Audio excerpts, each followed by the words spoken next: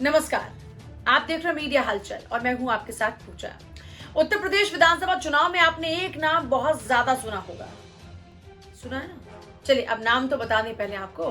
दरअसल ये नाम है उत्तर प्रदेश के डिप्टी सीएम केशव प्रसाद मौर्य का। अब समझ में आ गया? तो बहुत बार आपने ये नाम सुना होगा। अब आप ये सोचना चाह रहे होंगे कि आखिरकार इस नाम के पीछे की वजह क्या है और बार बार सुने जाने के पीछे की वजह क्या है। तो आपको बता दें, ये उत्तर प्रदेश के जो डिप्टी सीएम केशव प्रसाद मौर्य हैं, इनका नाम इस बार बहुत ज्यादा आगे रखा जा रहा है बीजेपी की ओर से। अब इसकी कई खास वजह, आइए खास वजह आपको बता दें क्या कुछ खास वजह है। देखिए, इस वक्त उत्तर प्रदेश के विधानसभा चुनाव में ये पिछड़ों को लेकर जंग बड़ी जबरदस्त छिड़ी है।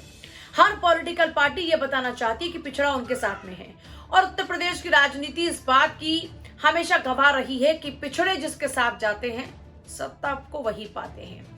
अब सत्ता पाने की लालसा तो हर किसी में है, भाई पार्टी चाहे कोई भी हो।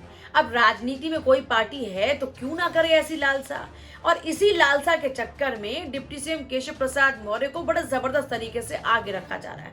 अब उनका मथुरा वाला बयान ले लीजिए या फिर हाल फिलहाल के दिनों में उनको सिराथू से चुनावी मैदान में उतारने की बात ही क्यों ना कर लीजिए। हालांकि 2012 में यहाँ से विधानसभा चुनाव उन्होंने लड़ा और उसके बाद में अब जब वो डिप्टी सीएम बने तो खैर एमएलसी के तौर पर उनको बिठाया गया अंदर और उसके बाद वो मंत्री डिप्टी सीएम बने। लेकिन अब की अगर बात करते हैं तो देखिए, अब की बात यह है कि केशव प्रसाद मौर्य का नाम बहुत तेजी के साथ आगे इसलिए चल रहा है क्योंकि स्वामी प्रसाद मौर्य के समाजवादी पार्टी में आने के बाद में ये जो पिछड़ों की राजनीति को लेकर एक जो नैरेटिव सेट करने की कोशिश की गई थी। नैरेटिव क्या?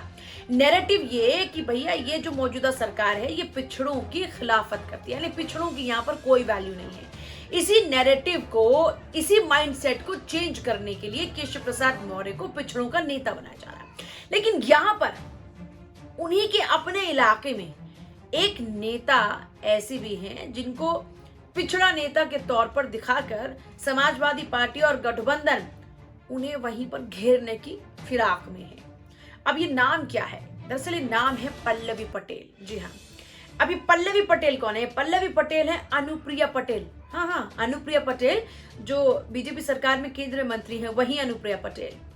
अब देखिए, जो इनके पिता थे सोनीलाल, उनकी ये दो उत्तराधिकारी हो गई हैं, दोनों बेटियां। हालांकि कृष्णा पटेल फिलहाल पार्टी को लीड कर रही हैं और एक तरफ अपना दल एस बीजेपी के साथ में है और ये जो अपना दल के यानी कमेरावादी है ये समाजवादी पार्टी के साथ में है। इसको कृष्णा पटेल लीड कर रही है और उनकी बेटी भी उनके साथ है। तो पल्लवी पटेल यहाँ पर चुनावी मैदान में उनके सामने ताल ठोकती नजर आएंगी।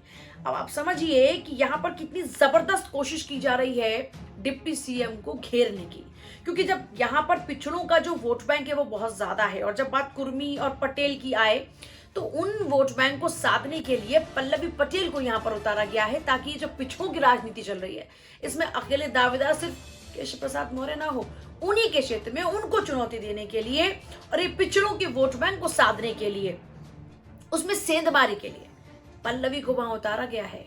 एक तरफ अनुप्रिया बीजेपी को सपोर्ट करेंगी, पुश करेंगी, और वहीं उन्हीं की बहन अपनी ही बहन के खिलाफ में खड़ी होंगी। खिलाफ में किस तरीके से? क्योंकि उनकी बहन बीजेपी के साथ में है और वो समाजवादी पार्टी के साथ में है।